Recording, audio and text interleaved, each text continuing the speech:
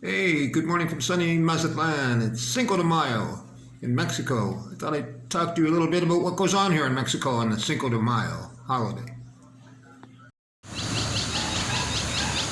So, if you're going to tell the story of Cinco de Mayo and what happens in Mazatlan on this day, for those that don't know, Cinco de Mayo is the 5th of May in Spanish. Let's start out here on Calle Cinco de Mayo Street.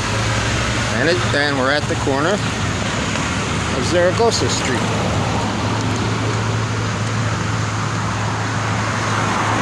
Zaragoza, he was a general in the Mexican army that was in charge of the Mexican forces at the Battle of Puebla, which happened in 1862 on Cinco de Mayo. Benito Juarez was the president of Mexico, and Mexico had just had its own sort of civil war for 3 years, and they were heavily indebted, millions of dollars, to Great Britain, France, and Spain. But when Juarez looked at the books, he said, "We're suspending payment of those debts for 2 years." And that didn't go over very well with Great Britain, France, or Spain. And they sent their navies to Veracruz to invade Mexico. And they kind of knew they could get away with it because the United States was heavily involved in the Civil War. And even though the Monroe Doctrine was in effect from President Monroe, which stated that any European states that invaded the Americas, the United States would see that as an act of aggression. So, in the end, Benito Juarez was able to negotiate with Great Britain and Spain, but not with France. And France attacked at Veracruz with a plan to take Puebla next, which is a city southeast of Mexico City, and from there take the capital, Mexico City.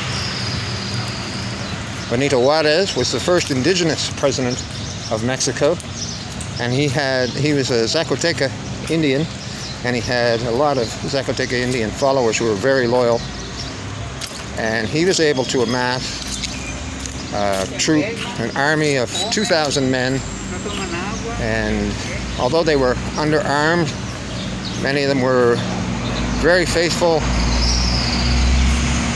and good warriors.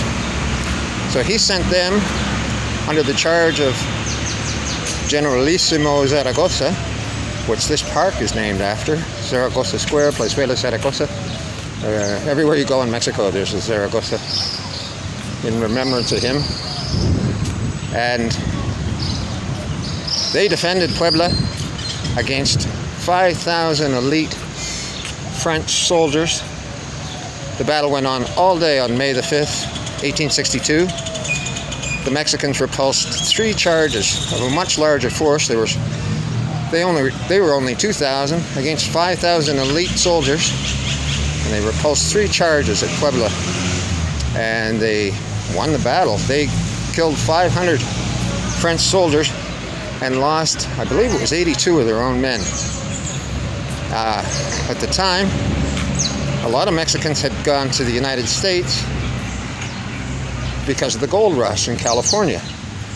And when news reached them of this successful battle, there was a big celebration. And that was the start of Cinco de Mayo celebrations in the United States. In Canada, it's hardly known. I've lived all across Canada and never heard anything about Cinco de Mayo until much later years. But in the United States nowadays, in Chicago, Los Angeles, Houston, it's a big party. In the 1980s, the Mexican beer companies decided to do some creative advertising promoting Cinco de Mayo. And I understand now they sell as much beer on Cinco de Mayo, or nearly as much beer on Cinco de Mayo, as is sold during the Super Bowl. A real commercial success. But here in Mazatlan, there's no celebration of Cinco de Mayo. In Mexico, it's just seen as something that's remembered in Puebla. Like, people here know of the Battle of Puebla, and they know the significance of Cinco de Mayo, but it's not a holiday. In a normal year, kids would be in school, all the stores are open, the banks are open, and it passes largely unnoticed. So I hope you enjoyed this. I hope if you did, you'll click like, maybe consider subscribing. And I'm going to go home and have my own little Cinco de Mayo party. I'll show you a bit of that too. And thank you for watching. Bye for now.